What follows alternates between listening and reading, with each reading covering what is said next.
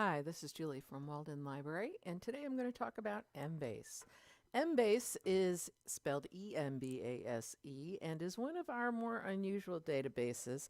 It works a little bit differently than some of the others, so I thought I'd give you a tour. To find Embase, you can go to the library homepage and click Databases A to Z and choose E for Embase. That is the quickest way to find any database when you know what the name is. When you come into Embase, it will show you 4 search boxes, which is great, but only the first one is labeled Quick Search. To make it work the way we're used to using databases, I change each of the lines to Quick Search so that it is looking primarily in the title, abstract subject headings, and will give me a good search here. When you start typing a word in, you will see some pop-up suggestions, and you can use the pop-up suggestions, or you can try your own words. Sometimes it'll give you little different results. When you are using a word, you can use the standard truncation notation. For example, if I type NURS asterisk, the asterisk is a wildcard, and that will pick up nurses, nursing students, things like that. We do have a limit here on the home page in the bottom left to include certain publication years, and I'm going to pick the last 5 years. And then on the search button, it shows you a preliminary results number. When I run the search itself, it will show me by default, it'll show us the most recent first. The default sort is publication year. And here on the right at the top of the hit list, we can change that to relevance. And sorting a search by relevance tends to make it look a little bit better. One of the things that you may notice about results from this database is they have a lot of supplements in them. Supplements are things like conference abstract, poster presentations, short things. This is good if you're looking for gray literature, but if you're not, one of the best things you can do is come over here to the left side where we have all kinds of limits. If you go to the limit for publication types, you can pick articles, review articles, perhaps articles in press, but you can avoid those conference abstract editorials, things that are not going to qualify as peer-reviewed scholarly literature, and that will cut down your results list.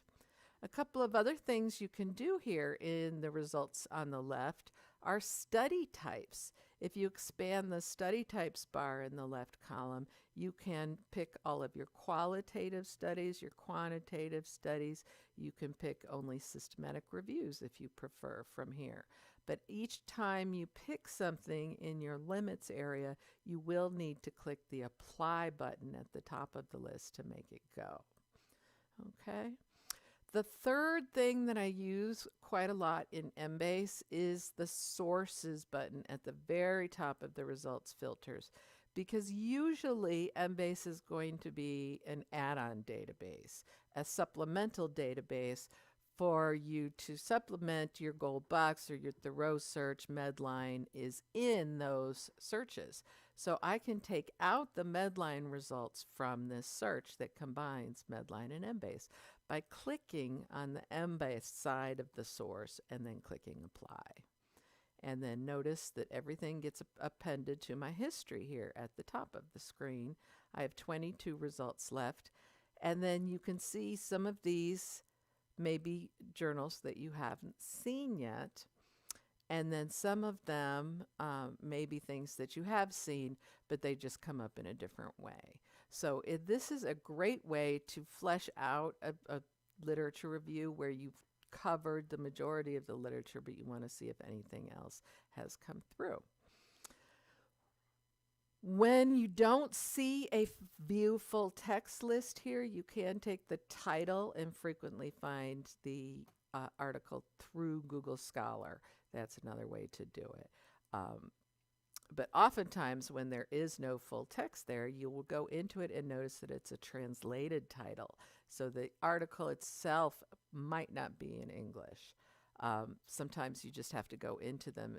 The indexing for these types of articles is a little bit irregular. Sometimes you only get the abstract in English, and sometimes you get the full article side by side in English and another language.